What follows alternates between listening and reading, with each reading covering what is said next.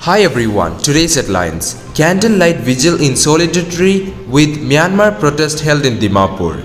Raj Bhavan Kohima bids farewell to outgoing ADC to Governor Ado Yanlam. Deputy CM Y Paton tours his constituency.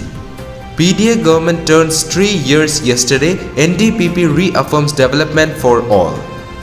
Record GST collection expected in March set to hit Rs 1.30 lakh crore. Prime Minister Narendra Modi buys Naga shawl online on INTL Women's Day. 3 more killed in Myanmar as workers go on national strike. News in details. Candlelight vigil in solidarity with Myanmar protest held in Dimapur. A candlelight vigil was organized by citizens of Dimapur at supermarket on Sunday to show their solidarity with Myanmar protest. The participants observed a minute of silence for the fallen victim in Myanmar, followed by the lighting of candles and briefing of the situation at Myanmar. Further, the participants shouted encouraging slogan for Myanmar and sang the song "We Shall Overcome." Raj Bhavan Kohima bids farewell to outgoing ADC to Governor Ado Yanlam.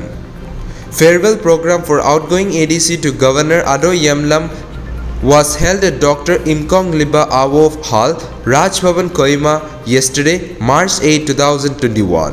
He served the office of the governor for 2 years and 2 months, a press release from Raj Bhavan said. The Governor R.N. Ravi, felicitating the outgoing officers, said Ado has earned the love and affection of the entire Raj Bhavan family and has become a member of his own personal family. He lauded his professional and human quality.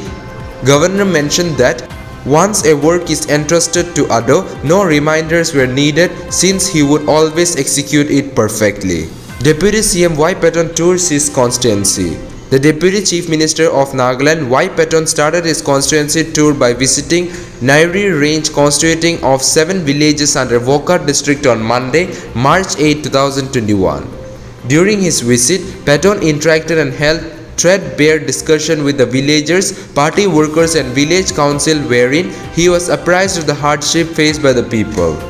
A press release said, PDA government turns 3 years yesterday, NDPP reaffirms development for all. The People Democratic Alliance completed 3 years of governing the state yesterday, March 8, 2021. On the occasion of its 3rd anniversary, the Nationalist Democratic Progressive Party gave praise to God Almighty for having guided and blessed the PDA government thus far and expressed gratitude to various tribal hohos, civil society organizations, NGOs and citizens of Nagaland for the immense support without which the government would not have managed to run the affairs of the state smoothly, a press release said. Record GST collection expected in March set to hit 1.30 lakh crore.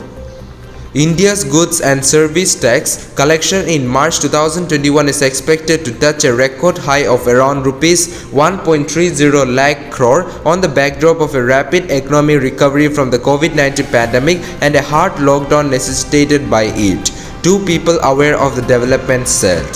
The people who asked not to be named attributed the enhanced collection also to stricter compliance through an e-invoicing which had made it difficult to evade tax. The revenue in March may cross the record Rs 1,19,875 crore collected in January by at least 10,000 crore, the people said. Prime Minister Narendra Modi buys Naga shawl online on International Women's Day. In an attempt to give an impetus to women entrepreneurs and Atmanirbhar Bharat, Prime Minister Narendra Modi Monday bought products from various women self-help groups and entrepreneurs on the occasion of Women's Day. Taking to Twitter, Modi tweeted yesterday, "I bought a few products that celebrate women enterprise, creativity and India's culture."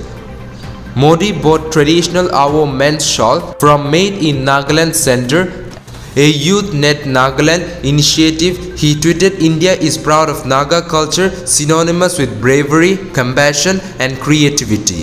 Purchase a traditional shawl from Nagaland."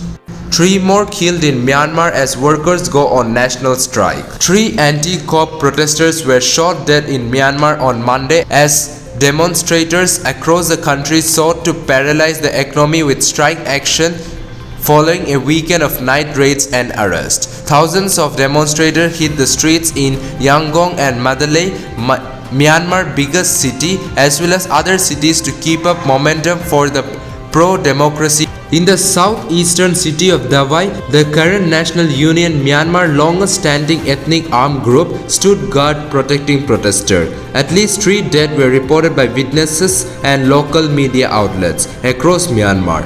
Monday, taking the death toll in the harsh crackdown on protesters to at least 64 since the coup. 2 protesters died of bullet wounds in Medjani city in Kachin state, and a 30-year-old man was shot dead in Paipong on Ayeyar Wadi region, news reports said. That's all for now. To get such latest news, don't forget to subscribe this channel. Thank you.